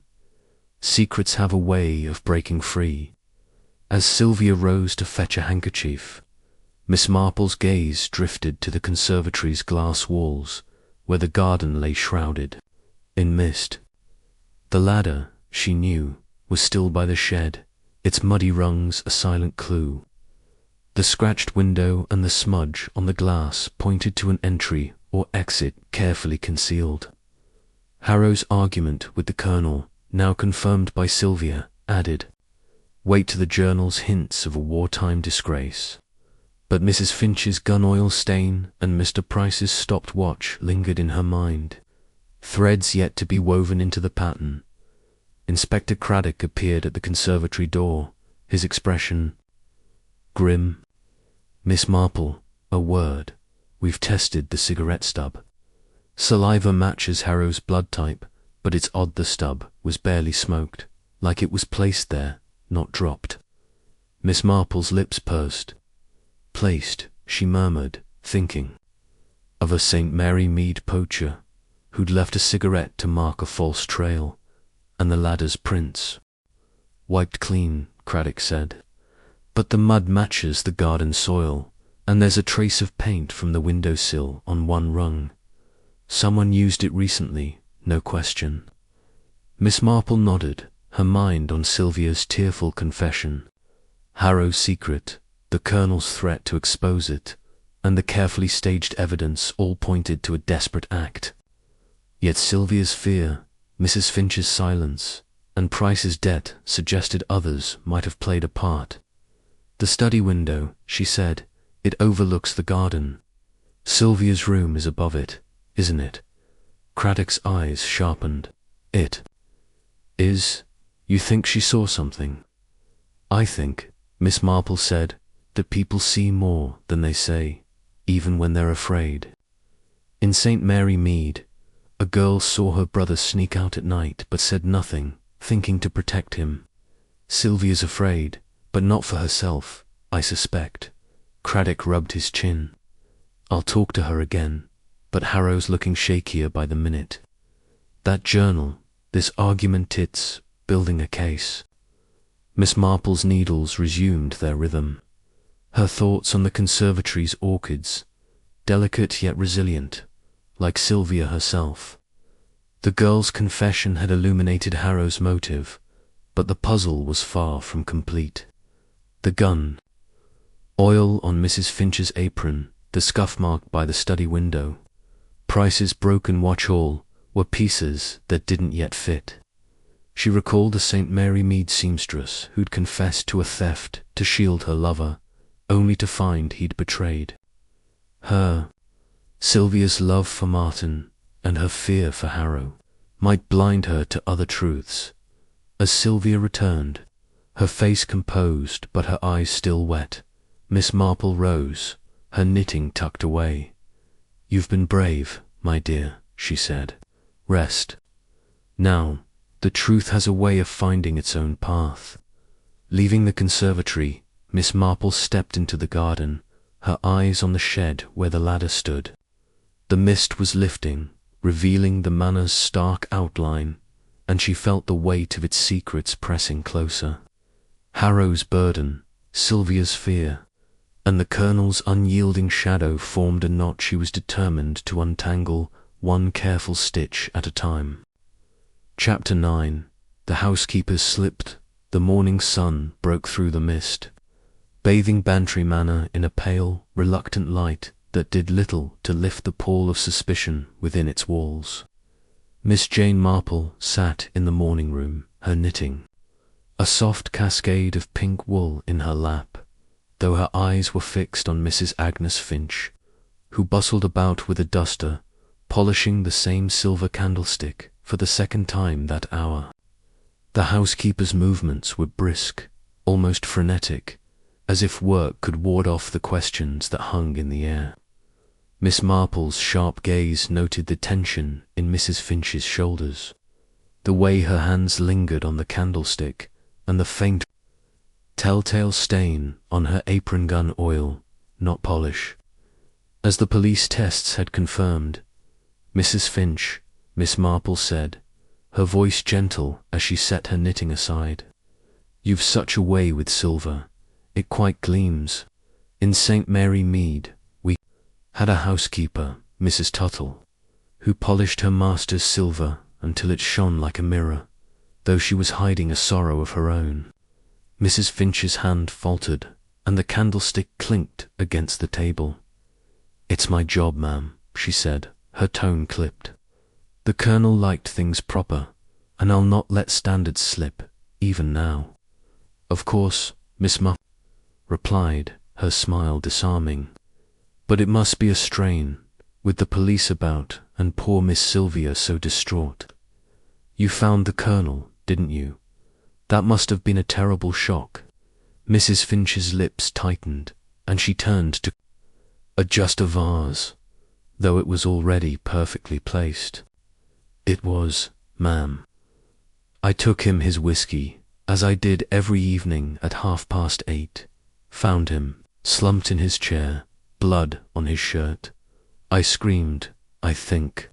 Miss Sylvia came running, then Captain Harrow. Miss Marple's needles clicked.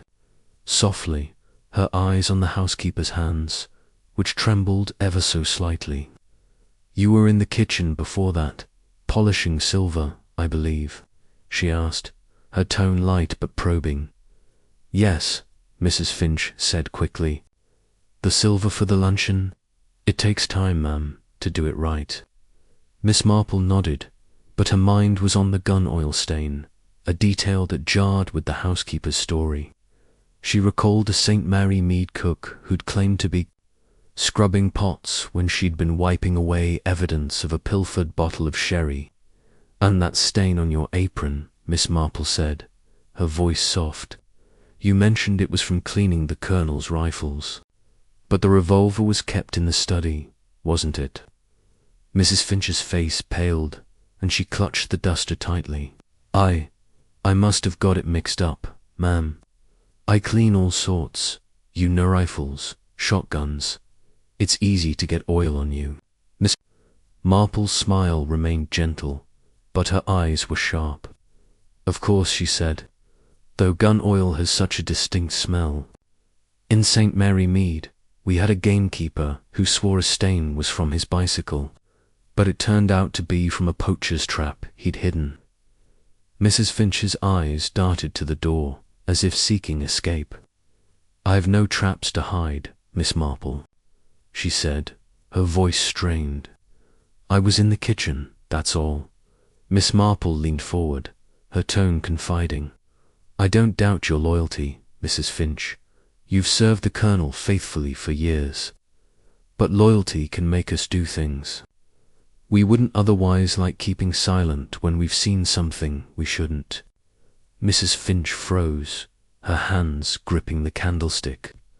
"I don't know what you mean, ma'am," she said, but her voice wavered, and her gaze flicked to the window, where the garden shed was just visible.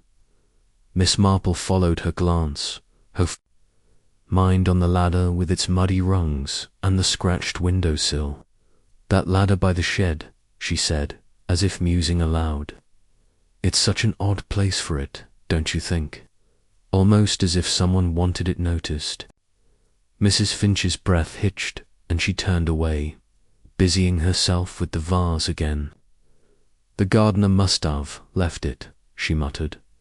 "I don't know about such things." Miss Marple's needles resumed their rhythm, but her thoughts were racing.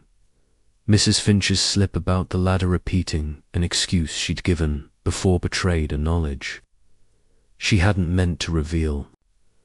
The housekeeper's loyalty, Miss Marple sensed, extended beyond the Colonel, perhaps to Captain Harrow, whose wartime secret Sylvia had overheard.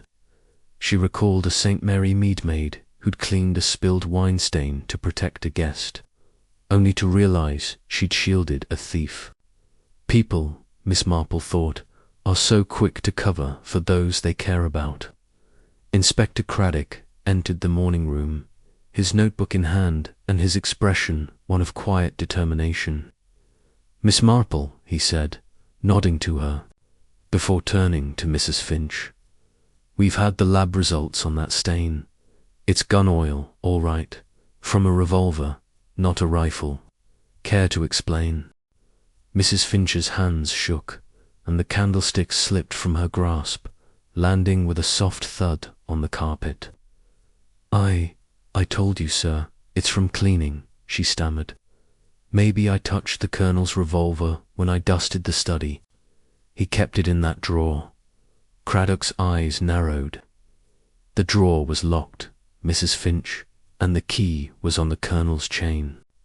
You'd have needed to open it."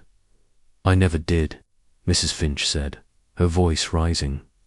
"I swear, sir, I was in the kitchen. Ask Miss Sylvia, she heard me scream when I found him." Miss Marple's gaze softened, but her mind was sharp. Mrs. Finch's panic mirrored that of a St. Mary Mead housekeeper who'd lied to protect her son, her denials growing shrill as the truth closed in. "You're very devoted to this household," Miss Marple said gently. "To Miss Sylvia, and perhaps to Captain Harrow. It's natural to want to protect those we care for." Mrs. Finch's face crumpled, and she sank into a chair, her duster falling to her lap. "I've done nothing wrong," she whispered. "I only wanted to keep things right for the Colonel, for Miss Sylvia." Craddock exchanged a glance with Miss Marple, his expression a mix of frustration and curiosity. "Mrs. Finch," he said, "if you know something about the revolver, the ladder, anything, you'd best tell us now. Hiding the truth won't help anyone."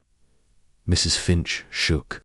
Her head, her lips pressed tight, but her eyes betrayed a flicker of fear. Miss Marple noted it. Her thoughts on the ladder's wiped clean rungs and the cigarette stub placed to mislead. Mrs. Finch's slip about the ladder suggested she'd seen it moved or moved it herself, perhaps to protect Harrow, whose argument with the Colonel pointed to a desperate motive. The gun oil, she sensed, was no accident. It tied the housekeeper to the revolver, whether by her own hand or another's. As Craddock pressed Mrs. Finch further, Miss Marple rose, her knitting tucked away. She stepped to the window, her eyes on the shed, where the ladder stood like a silent witness. The scratched window, the scuff mark on the study floor, and Sylvia's confession about Harrow's quarrel all pointed to a carefully staged act, with Mrs. Finch as a reluctant accomplice. She recalled a St. Mary Mead widow who'd cleaned a knife to shield her nephew, only to find he'd betrayed her trust. "Mrs. Finch," Miss Marple said, turning back, "you've kept this house in order through many trials. But secrets, like dust, have a way of settling where they're least wanted." Mrs. Finch's eyes met hers, a plea in their depths, but she said nothing, rising to gather her duster and candlestick. As she left, her steps heavy, Miss Marple's thoughts turned to Harrow, whose wartime disgrace loomed larger with each revelation. The housekeeper's silence, Sylvia's fear, and Mr. Price's broken watch formed a pattern, but the heart of it, the revolver, the ladder, the shot remained just out of reach. With a quiet sigh, Miss Marple returned to her knitting, her needles clicking like a clock, counting down to the moment the truth would slip free. Chapter 10. Price's alibi crumbles there. Early afternoon light filtered through the heavy curtains of Bantry Manor's drawing room, casting a muted glow over the polished furniture and the chessboard that stood as a silent relic of Colonel Bantry's final evening. Miss Jane Marple sat near the fireplace, her knitting a soft murmur of pink wool in her hands, though her eyes were fixed on Mr. Leonard Price, who lounged in an armchair with a forced air of ease. His florid face and genial smile seemed at odds with the tension that crackled through the room, like a storm gathering beneath a clear sky. Inspector Craddock stood by the mantel, his notebook open, his expression one of quiet resolve as he prepared to question Price again. Miss Marple's sharp gaze noted Price's fingers, which toyed incessantly with his silver cigarette case and the cracked watch on his wrist. Its hands frozen at 7:45 p.m. The watch, she thought, was a curious detail, its stop time to neatly aligned with the moments before the Colonel's death. She recalled a St. Mary Mead tailor who'd claimed his clock had broken to explain a late-night absence, only to be caught by a neighbour's testimony. Price's joviality, she sensed, was a mask, much like the tailor's, hiding a truth that was beginning to fray at the edges. "Mr. Price," Craddock began, his voice measured, "let's go over your movements again. You arrived at 7, poured yourself a whiskey, and waited in this room for the Colonel's chess game. You heard nothing, no shot, no voices, till Mrs. Finch screamed." Price nodded, his smile unwavering. "That's right, Inspector. Was right here, nursing my drink, admiring the chessboard. Bantry was a fiend, for the game always had me on the run. I didn't hear a thing until the commotion started. Miss Marple's needles clicked softly, her eyes on the chessboard, where the white pieces held a commanding position, the black knight pinned in a losing gambit. "It's a pity the game was interrupted," she said mildly. "It looks quite advanced for a short session. You must have played for some time." Price's fingers paused on the cigarette case, his smile tightening. Not long, Miss Marple Bantry was in one of his moods, cut it short to work in his study. We barely got through a few moves. Miss Marple's gaze lingered on the board, where the black side's disarray suggested a game well into its middle phase, not a brief opening. She thought of a St. Mary Mead card shop who'd claimed a game was casual to cover a debt he'd lost at the table. "Curious," she said, her tone light, "how a few moves can look so decisive. In St. Mary Mead, we had a player who threw a game to avoid paying what he owed. Pressure does strange things." Price's laugh was strained, his eyes flicking. "To the board. No pressure here, Miss Marple. Just a friendly match. Bantry always won, anyway." Craddock's voice cut in, sharp and direct. "Speaking of debts, Mr. Price, we found a note in the Colonel's desk about a loan he gave you. He was pressing for repayment, wasn't he? Said you'd missed deadlines." Price's smile faltered, and he shifted in his chair. "A small matter, Inspector. Bantry helped me out with a business venture, nothing serious. We were working it out, no hard feelings." Craddock flipped a page in his notebook. "The note says otherwise. Bantry wrote, 'Price thinks he can dodge me, but I'll have my—'" "Do" sounds like he was losing patience. Price's fingers tightened on the cigarette case, and Miss Marple noted a faint sheen of sweat on his brow. "Bantry could be blunt," he admitted, his voice less steady. "But it wasn't worth keeling over, if that's what you're thinking. I was here, in this room, the whole time." Miss Marple's needles paused, her eyes on Price's watch. "Your watch, Mr. Price," she said gently. "It stopped at 7:45, just before the shot.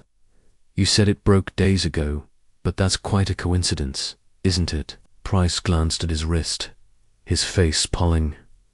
"Clumsy of me, as I said. Smashed.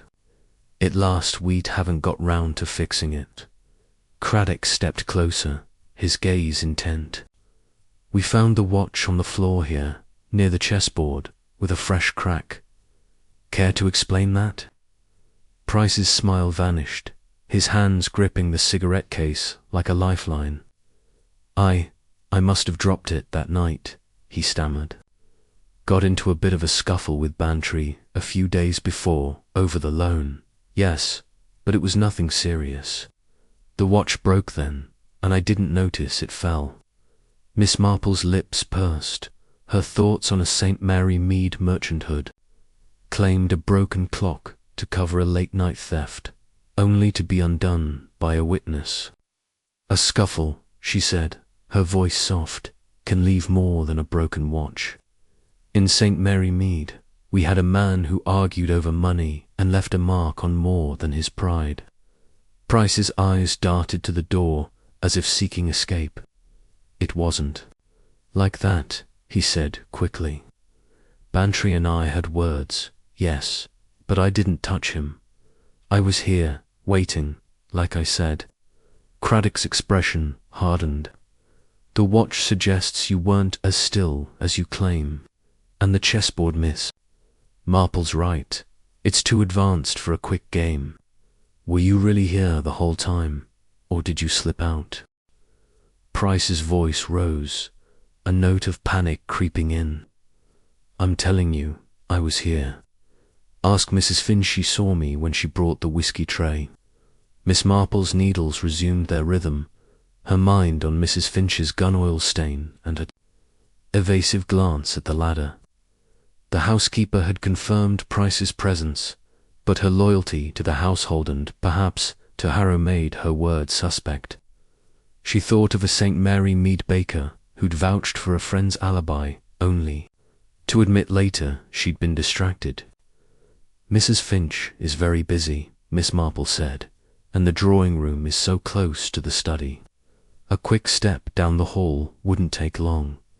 Price's face reddened, his geniality crumbling. "You're fishing, Miss Marple. I had no reason to hurt Bantry. A loan's not worth a murder." Craddock closed his notebook with a snap. "We'll see about that, Mr. Price. Don't leave the village without telling us." As Price rose, his movements stiff, Miss Marple's gaze returned to the chessboard. Its pinned knight, a mirror of Price's trapped position. His alibi, like the watch, was cracked, and the loan note added a motive that couldn't be dismissed.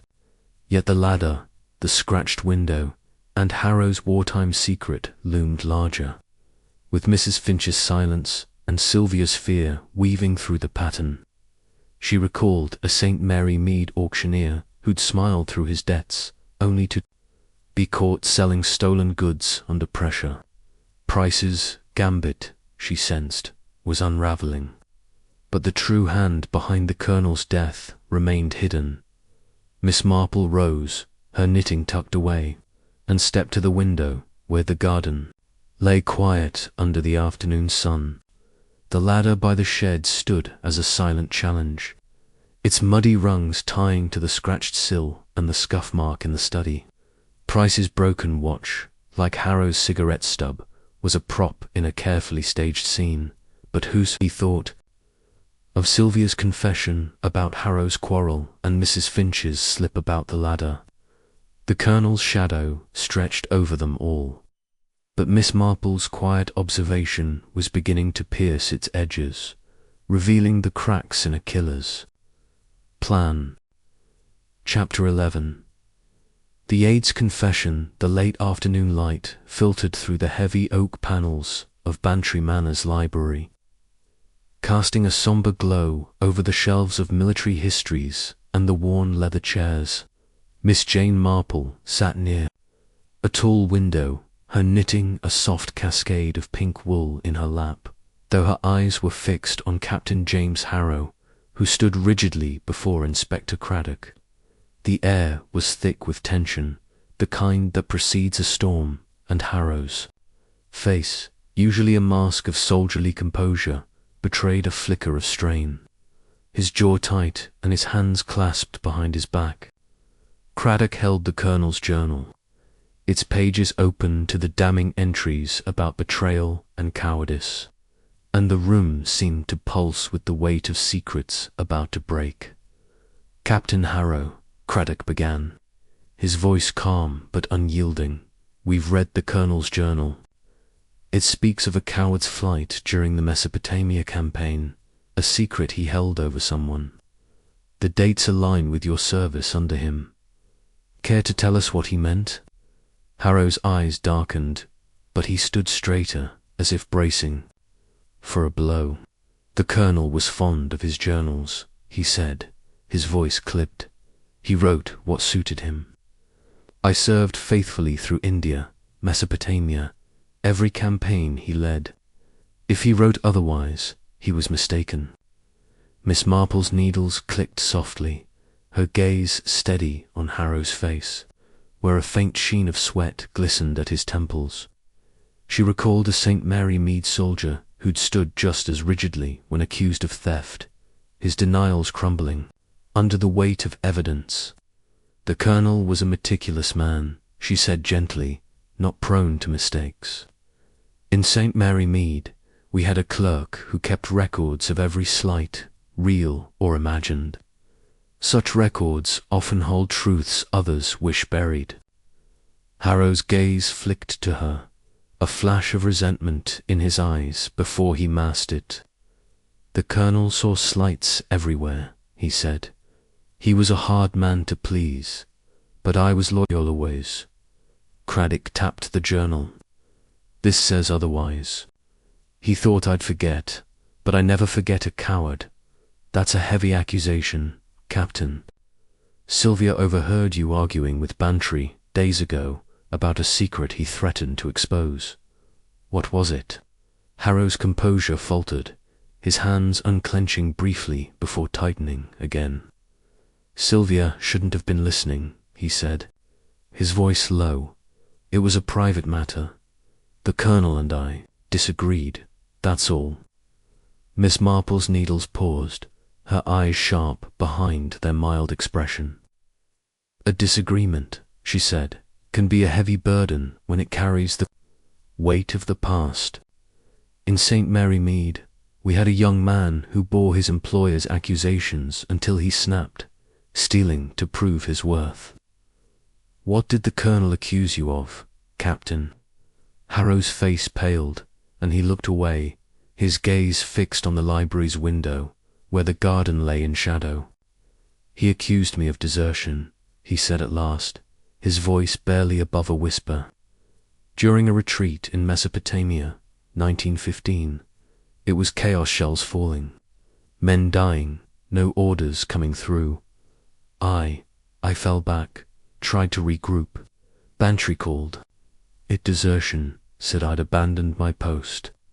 He kept it quiet, but he never let me forget. Said he'd ruin me if I crossed him. Craddock's eyes narrowed, and he was going to expose you. To the village, perhaps. Harrow nodded, his voice breaking. He said he'd tell everyone, make me a pariah. I'd lose everything, my reputation, my place here. I begged him to reconsider, but he was relentless. Miss Marple's thoughts raced, the journal's cryptic entries now illuminated by Harrow's confession. The scratched window, the ladder, the cigarette stubble pointed to a man desperate to silence his accuser. Yet Mrs. Finch's gun oil stain and Price's broken watch lingered in her mind, threads that didn't yet align. She recalled a St. Mary Mead curate who'd confessed to a minor sin to hide a greater one, his partial truth a shield. You were in the garden, you said, she remarked when the shot was fired. But your boots were so clean, Captain, and the cigarette stub barely smoked, as if placed to be found. Harrow's eyes widened, and he took a step back, as if cornered. I told you I was smoking by the yew hedge, he said, his voice rising. I didn't hear the shot. I didn't. Craddock cut in, holding up a photograph of the ladder. This was used, Captain. Paint from the study window matches the rungs, and the mud suggests it was moved recently. You know the manor's layout knew where the revolver was kept. Did you climb into the study? Harrow's face crumpled, and he sank into a chair, his hands covering his face. I didn't mean to, he whispered, his voice raw. I went to the study to talk, to beg him again. He was at his desk, furious, waving that journal. The revolver was out, he'd been cleaning it, I think. I don't know what happened. I grabbed it, and it went off. I panicked, wiped it, climbed out the window. I didn't mean to kill him. Miss Marple's needles stilled, her heart heavy but her mind clear. Harrow's confession, though wrenching, fit the pattern, the ladder, the scratch, the wiped revolver. Yet something nagged at her, a detail out of place. She thought of a St. Mary Mead poacher who'd confessed to a theft to protect a friend, his story unraveling when the true culprit was found. And Mrs. Finch, she asked softly. She knew, didn't she? The gun oil on her apron, her glance at the ladder. Harrow's head snapped up, his eyes wide with fear. She found me after, in the garden. I was shaken, the revolver. In my hand, she took it, said she'd clean it, make it right. She thought she was protecting me for Miss Sylvia's sake, for the house. Craddock's expression hardened. So Mrs. Finch covered for you, wiped the revolver, maybe moved. The ladder, Harrow nodded, his voice barely audible. She didn't know I'd shot him, not at first. She thought I'd just lost my temper, taken the gun. She's loyal, Inspector, to a fault. Miss Marple's lips pursed, her thoughts on Mrs. Finch's trembling hands and evasive glances. The housekeeper's loyalty, she realized, had led her to shield Harrow, perhaps out of pity or a sense of duty to the household. She recalled a St. Mary Mead cook who'd hidden a servant's theft, believing it would save the girl's future. Loyalty, she murmured, can blind us to the truth. Craddock closed his notebook, his voice firm. Captain Harrow, you'll need to come with me. We'll need a full statement. Harrow rose, his shoulders slumped, the weight of his confession dragging him down. As he was led away, Miss Marple's gaze drifted to the window, where the garden lay quiet, the ladder a mute witness to the night's events. Harrow's story explained much: the shot, the wiped revolver, the ladder's mud butt, Price's broken watch, and Sylvia's fear still tugged at her. She thought of a St. Mary Mead widow who'd confessed to a crime to protect her son, only to find another hand at work. Rising, Miss Marple tucked her knitting away, her mind weaving the final threads. Mrs. Finch's role, she sensed, was not yet fully unraveled, and Price's crumbling alibi hinted at a deeper involvement. The Colonel's death was a knot of motives: Harrow's shame, Sylvia's love, Price's debt, Mrs. Finch's loyalty, and Miss Marple was determined to find the final twist that would untie it. Chapter 12. The truth unraveled. The evening light waned over Bantry Manor, casting a soft, melancholy glow through the drawing-room's tall windows, where the chessboard stood as a silent relic of the Colonel's final night. Miss Jane Marple sat in her backed chair, her knitting bag at her side. Though her hands rested quietly, her sharp eyes taking in the assembled figures. Sylvia Bantry, pale and trembling, on the sofa. Mr. Leonard Price, his jovial mask fraying at the edges. Mrs. Agnes Finch, her face etched with weary loyalty, and Captain James Harrow, his shoulders slumped under the weight of his recent confession. Inspector Craddock stood by the fireplace, his notebook closed, his expression one of quiet authority as he prepared to bring the case to its close. The air was heavy with anticipation, like the pause before a curtain falls. Miss Marple's voice, gentle but clear, broke the silence. "It's a sad business, Inspector," she said, her eyes moving from one face to another. "The Colonel's death has revealed so much about those he held close. In St. Mary Mead, we once had a vicar who unravelled a theft by noticing what people didn't say. It's the silences, you see, that often speak loudest." Craddock nodded, his gaze steady. "We've heard Captain Harrow's confession," he said, "but I'd like you to walk us through it, Miss Marple. You've seen things we missed." Miss Marple's lips curved in a faint smile, her hands folding over her lap. "It's only observation, Inspector, and a little understanding of human nature. Let us begin with the night of the Colonel's death. A single shot, unheard by the household, yet fired from his own revolver, wiped clean and left on the study floor. The window, scratched and smudged, and the ladder by the shed, its rungs muddy, told us someone entered or left in secret." She turned to Harrow, whose eyes were fixed on the floor. "Captain Harrow, you told us you were in the garden, smoking by the yew hedge, but your boots were clean, and the cigarette stub barely smoked was placed, not dropped. You climbed into the study, didn't you, using the ladder to reach the window, which you scratched in your haste?" Harrow's face crumpled, but he nodded, his voice hoarse. "I did. I wanted to talk to him, to beg him not to expose me. He was at his desk, the revolver out. We argued, and I took it. It was an impulse. I didn't plan to kill him." Miss Marple's gaze softened, but her voice remained steady.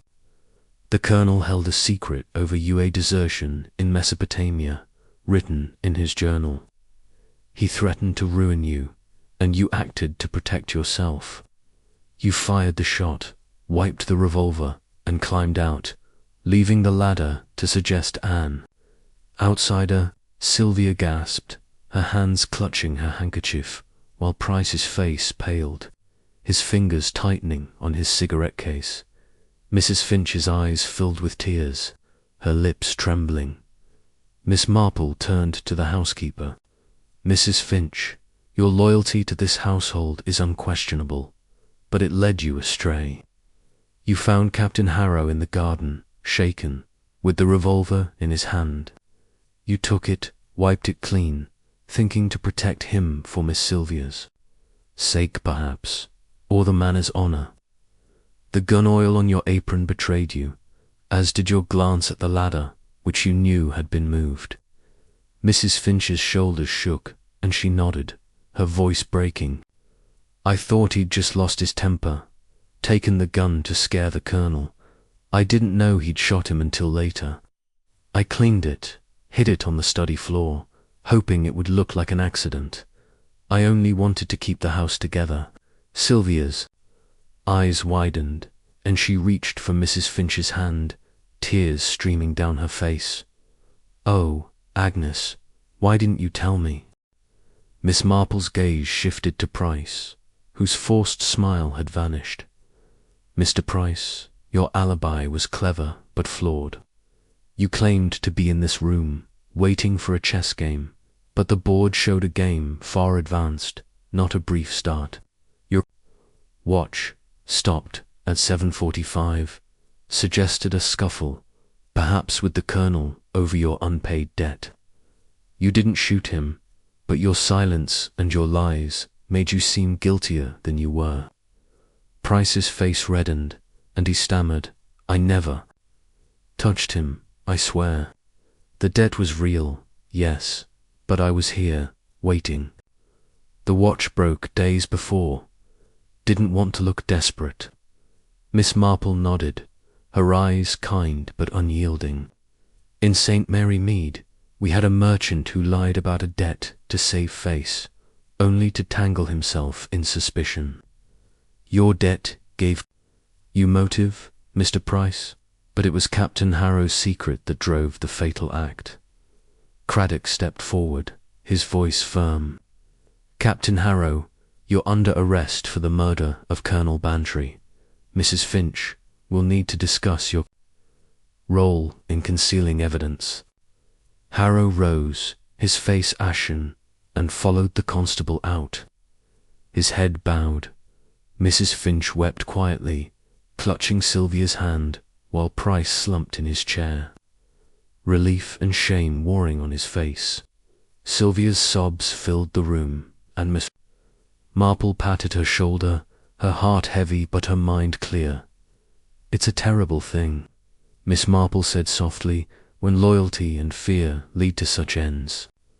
In St. Mary Mead, we had a girl who hid her brother's crime, thinking it would save him. The truth, though, always finds a way." Craddock turned to her, his expression a mix of admiration and relief. "You've done it again, Miss Marple. The ladder, the stub, the journal. You saw the pattern when we were stumbling." Miss Marple's smile was modest. "It's only human nature, Inspector. People are so very predictable, even in their secrets."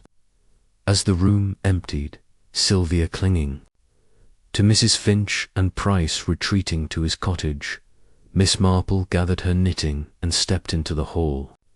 The manor's silence felt lighter, as if the colonel's shadow had lifted. She thought of the scratched window, the muddy ladder, the journal's accusations, all pieces of a puzzle that had fallen into place. Returning to her cottage in St. Mary Mead, she resumed her knitting by the fire, her mind already wandering to the village's next ripple of intrigue, knowing that human nature, with its tangled motives, would always offer another knot to unravel.